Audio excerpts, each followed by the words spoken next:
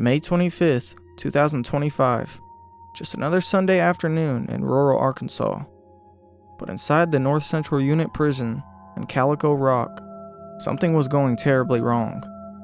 A man named Grant Hardin, a former police chief turned convicted killer, slipped out of the facility without anybody noticing. By the time guards realized he was gone, it was already too late. This is the story of how a man with a badge became one of Arkansas's most dangerous fugitives, and how a whole state is still trying to bring him back. And in the days that followed, a question echoed across police scanners, newsrooms, and family dinner tables. How does someone like that walk free again? Hardin wasn't born a villain, at least not publicly. He grew up in northwest Arkansas, by most accounts, a quiet kid. His school record showed average grades, but his ambition stood out. He wanted authority, not attention, authority. That desire would shape everything. In his early 20s, Hardin joined the Fayetteville Police Department.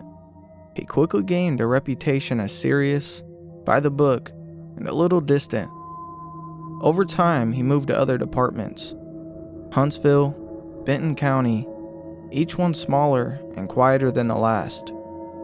Eventually, in 2016, he became the police chief of Gateway, population just under 400.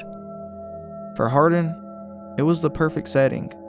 Not a big city with oversight and press, not a chaotic suburb, just a place where his badge held weight. He came off as sharp, focused, professional, maybe a little cold, but small towns often trust too easily, and Hardin took full advantage of that. People now wonder if he sought out towns like Gateway on purpose, the kind of place where he could quietly exert power, with little oversight, where his title meant more than his track record. Behind the scenes, though, there were red flags, reports of unprofessional behavior, decisions that didn't make sense, and the occasional whisper that something wasn't right. But when you wear a badge in a small town, people often give you the benefit of the doubt. And those doubts, they were usually kept quiet. After all, he was the police chief. Former officers who worked with him now recall strange moments, overreactions, long absences, odd comments. At the time, they chalked it up to stress. Now, they see it differently. Hardin was known to take solo patrols deep into the woods. Sometimes he'd be gone for hours. Other times, he'd spend his lunch breaks sitting alone in his car, doors locked, windows up. When asked about it, he'd just say he was thinking. And if they missed the signs back then, they're not missing them now. On February 23rd, 2017, James Appleton didn't show up for work. He was later found that day, shot in the head, slumped in his car. James worked for the town's water department. He was quiet, dependable, no enemies. So the town was stunned when Grant Hardin, the police chief, was arrested and confessed to the murder. No dramatic trial, no drawn-out denial, just a quiet, guilty plea. He was sentenced to 30 years. But to this day, people still don't know exactly why he did it. Some say Appleton knew something. Others say it was personal. The truth might be simpler, or scarier. Maybe Hardin just wanted control. What we do know is that Hardin shot Appleton once in the head with a handgun registered to the department. No forced entry, no signs of a struggle, just one shot in broad daylight. Some speculate there might have been more to the story. Financial records, internal disputes, but so far, the full truth has never come out. Whatever it was, the motive stayed locked away behind the same prison walls Hardin would later escape from. Fast forward to 2019. While in prison, Hardin's DNA was uploaded to a national database. It hit on an unsolved rape case from 1997 in Rogers, Arkansas. The victim was a school teacher. She had come home, unlocked the door, and was attacked. The man wore a mask and gloves. It was planned. She never knew who it was until now. Hardin pleaded guilty again, another 50 years. That case had sat cold for over 2 decades. The victim had since moved away, changed jobs, changed her life, but closure had always eluded her. But again, people underestimated him. He wasn't done. Not by a long shot. On May 25th, 2025, surveillance footage shows Grant Hardin pushing a utility cart while dressed as a prison guard. That's how he got out, in broad daylight. No tunnels, no riots, no weapons, just a fake uniform and confidence. He convinced someone to open the gate. They did, and he walked out. It took nearly 2 hours before anyone noticed. That's 120 minutes to disappear. In law enforcement, they call that a head start, and Hardin took it. Early reports say the uniform may have been pieced together from discarded items or stolen pieces over time. A slow build-up, a quiet plan, executed with patience. And that utility cart, it wasn't just a prop. It was a disguise. It gave him purpose. Something that made him look like he belonged. Hardin may have spent months observing shifts, studying movements, learning patterns, not just of the guards, but of the facility itself.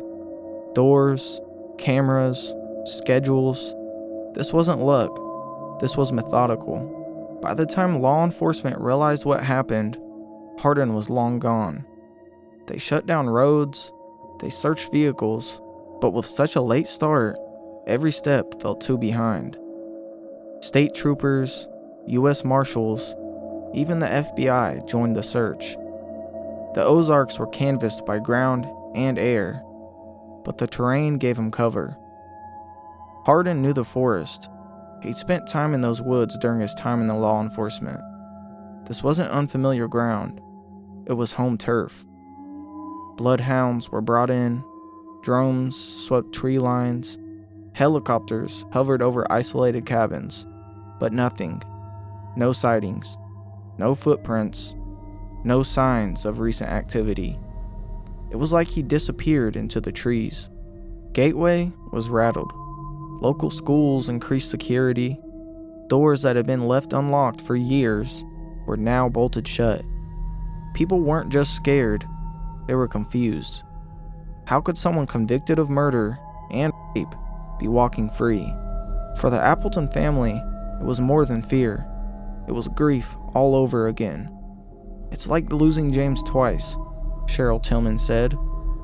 Fear spread to neighboring counties. Rumors followed. Sightings, strange sounds at night, missing food from porches. Most of them were false alarms, but every call had to be taken seriously. Authorities believe Hardin may have had help, smuggling in clothes, stashing cash or food in a hidden location, or even arranging transportation. This kind of escape doesn't happen overnight. One working theory is he coordinated with someone on the outside, possibly someone with a background in law enforcement or military. There were reports of abandoned shacks being recently disturbed. Others noted camouflage trail cams that didn't belong to game wardens. He didn't just escape, he prepared.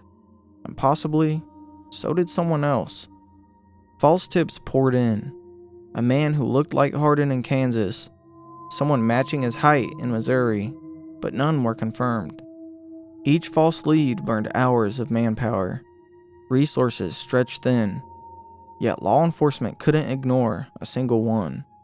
And with each day, the concern grew. What happens if he feels cornered? He'd already killed, already attacked. There was no telling what he'd do if desperate. Hardin is no ordinary escapee.